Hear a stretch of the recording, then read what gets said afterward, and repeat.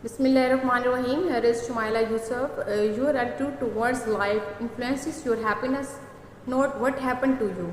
एक हैप्पी और सक्सेसफुल ज़िंदगी जीने के लिए हमारे इमोशंस पर कंट्रोल होना बहुत ज़रूरी है। इसके प्रैक्टिकल स्टेप्स जो हैं वो कौन कौन से हैं और 5 हैं इसके। How are emotions formed.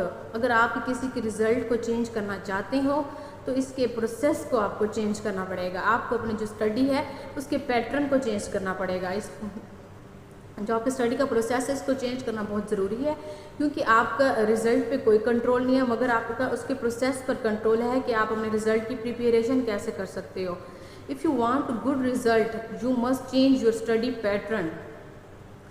ठीक है, ये हो गया। दूसरा स्टेप है इसका इंटरप्रिटेशंस, और तीसरा आइडेंटिफिकेशंस, और चौथा है रेपिटेशंस। ये जो स्टेप्स हैं, अगर आप इनको करते हैं प्रैक्टिकल स्टेप